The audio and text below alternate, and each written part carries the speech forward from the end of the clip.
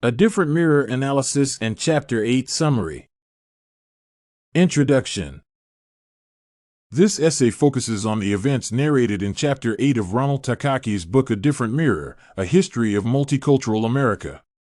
The issues discussed include the reasons for the Chinese movement to America, their expectations, jobs, discrimination, contributions to America, power, economics, gender issues, bachelor societies, etc., and the common experiences the Chinese had with other people of color. Reasons for immigrating to America. The notion that America is a land of opportunities is significant since the Chinese moved there because of this.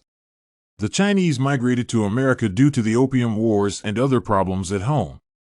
The improved transport network and infrastructure led many Asians to move to America in the hope that they would get gainful employment.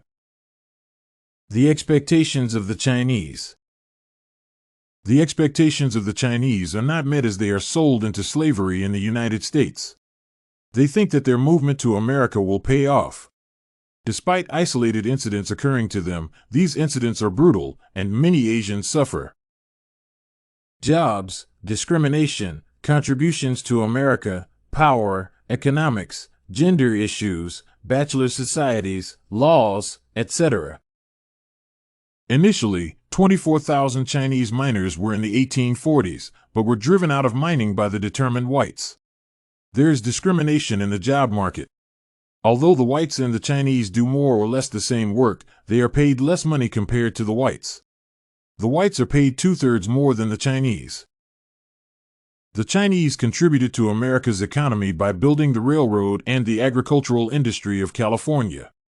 The irrigation systems they dig boost the value of the land. The cost of land rose to $100 an acre in 1877, compared to $28 an acre in 1875. This shows how the Chinese influence and work contributed to California's economic growth. The Chinese are compelled into self-employment because of the unemployed white workers in California who riot against them. This is because the whites see the Chinese as their threat in the job market. They view the Chinese as people who have come to take away their jobs. They venture into the stores, restaurants, and laundry industries as a way of earning a living. The book records that some Chinese were brought to Louisiana and Mississippi. Once there, they are put to work with the slaves who had been freed.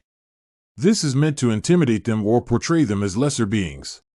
These events infringe on the fundamental rights of the Chinese. Common experiences the Chinese had with other people of color. The Chinese are subjected to the racial inequalities that had earlier been experienced by the blacks. The Chinese are referred to as Neguar by the white workers. A cartoon in one of the magazines in California describes the Chinese as a blood-sucking vampire with slanted eyes, a pigtail, dark skin, and thick lips. They were described as heathen, morally inferior, savage, childlike, and lustful. In a case involving People v. Hall in 1854, the Supreme Court in California made a legally valid decision and confirmed that the Chinese are not white.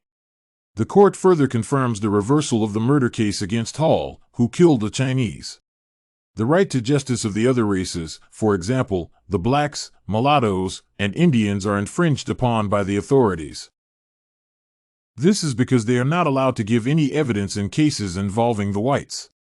The justice system is discriminatory as the Chinese and Asians are not recognized as humans, hence, the violation of their rights.